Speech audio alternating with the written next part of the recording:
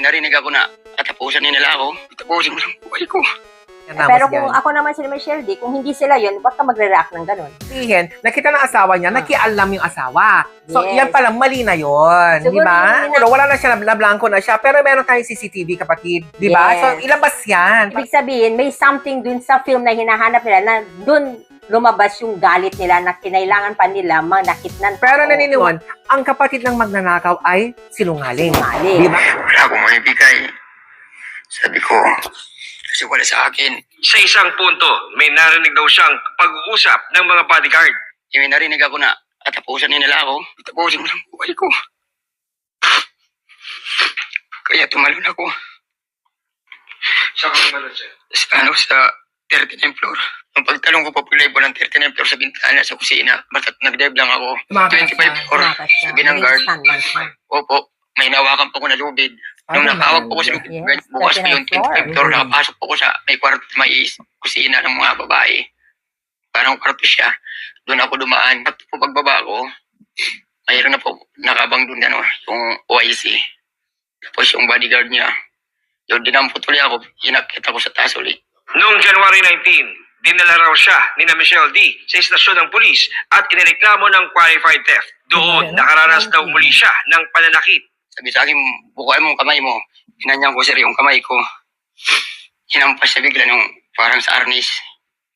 Na yung parang siya, kuwayan. Bigla ito sir na mula. Mabas agad ng dugo. Tapos paglabas niya, isa naman medyo mataba na mababa na pulis. Pagpasok niya, nakachinilas lang kasi ako eh. Paka niya ang pako. Didi niya. Mato siya. Oo, parang kumbat. Noong January 22, nakalabas daw siya ng police station, makarang i-dismiss ng Makati Prosecutor's Office ang reklamong inihain laban sa kanya. Kanina, ipinakita sa amin ni alias Totoy ang mga sugat na kanyang tinamo na resulta umano ng ginawang pananakit sa kanya. We took recognition of the case kasi may timbang. Una, yung he was detained for 3 days. Tapos, physically, sinaktan siya. Kung ang ebidensya ay nagbibigay para sampahan ng isang kaso, itong mga nasa likod ng krimen na kanyang binabanggit ay gagawin natin. Kasama rin sa kanyang inireklamo ang kaibigan ni Ramos at D na beauty queen na si Samantha Panlilio na nanakit din daw sa kanya. Ang kanyang reklamo, pininumpanan niya kanina sa NBI. Ayon sa abogado ni Ramos at D, sasagot sila sa oras na makakuha sila ng kopya ng reklamong isinumite ng complainant. As of the moment, we do not have a copy of the complaint yet. So, we have to get a copy of the complaint first before we can answer all the allegations against our client. The last incident that he had with the driver of Rian is during the time na nag-file siya ng qualified theft. There were medical certificates before the arrest and meron din namang mugshots. Sinusubukan pa namin makuha ang panig ni Panlilio. Ano bang meron sa video na yan na bakit nang gagaliitin na lamang sila? Hindi ba na video? Ano bang meron sa picture na to na kung bakit ganun na lamang kailangan mong manakit ng tao, itreta ng buhay niya? Actually, Diba? film nga daw yung hinahanap. Oo, pag sabi na lang film, video, di ba? O film, pero yung negative yun ng camera. Hindi ko alam eh. Kung Correct. picture ba to o video? Pero ang Pero sabi naman, According kay Totoy, ang hinahanap sa kanya yung film. Pero ang nasa kanya yata is yung pictures. okay. Na yung pictures na yon na nakita daw ng asawa niya, mga nude photos daw nung dalawang babae na. Yung sinabi naman, pagkakasabi niya na dalawang babae na walang sapot. Paano lang ngayon napunta yung, nakita nung asawa, okay, yung pictures na yon? Ibig sabihin, Pumasok. hindi. Yung driver ang kumuha ng pictures, siguro inuwi niya. Pero dinedeny niya. Di ba? Disclaimer natin na Yes. kung inuwi ba niya o kinuha niya, gano'n. Dinedeny niya, pero paano makikita naman ng asawa niya? Hindi kaya kasambahay yung asawa niya. Hindi Pwede natin rin. alam. Pero Di ba? sabi niya kasi siya yung driver ni Rian Ramos. Pero kahit papano, kung nakita man niya yun, at nakialam ka, kasi hindi naman yan pwede makakalat lang ng nude photos eh. Pwede nakalagay yan sa envelope. Kung binuksan mo yan, that's invasion of privacy Yun nga already. doon, nakalagay Di doon ba? sa parang ampaw yata yung Oo, so ibig pictures. sabihin, nakita ng asawa niya, nakialam yung asawa. So Yes. yan palang mali na yun. Di Siguro ba? yung ninakaw niya is akala niya pera siguro yung ampaw and nataon Photos. pictures pala yun. So ibig mga sabihin, may kaso na ata tong driver, may kaso. ampaw. Dati na No, siya may kaso. qualified na theft, nagnakaw. Yes. di ba? So may history na. Yes. So ngayon, ang kapatid ng magnanakaw ay sinungaling. Sinungaling. Di ba? Yes. So ngayon, duda ako sa driver. I'm sorry to say, hindi ko sa pinagtatanggol kasi si Michelle D, Rian Ramos at Sam Panlilio. Kung totoo man binugbog nila o ganitong ganyan, mali yun. Di ba? So lesson learned na huwag natin daanan sa dahas. Ayan. Pero Di ba? yung sa akin naman, maari din naman na ginawa nila yon out of anger. Kasi Oo. pinakialaman yung gamit nila na, syempre, invasion of privacy yun eh. Oo.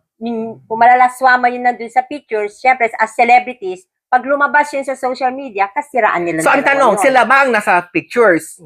According dito sa Parang dito sila. sa- Parang, ganun lang. hindi, sabi niya, 2 babae, pero hindi naman daw kilala nung asawa niya. Sikat yung mga celebrity na yan. Para imposible naman na hindi niya makikilala, di ba? Kasi sila mga ano naman, alam ba, pag yung ordinaryong tao, pag hindi ka ma-pageant, hindi mo kilala yung mga nasa pageant. Ang Oo. kilala mo yun sila, yung mga artista talaga ng mga sikat. Kasi kung si Rian Ramos yung nandun sa photo, sasabihin niya kaagad na si Rian Ramos yun. Pero sabi niya, hindi niya kilala yung dalawa. Malamang siguro, yung masasela na photos na yan, wala tayong pinagbibintangan ng sila nga talaga yon.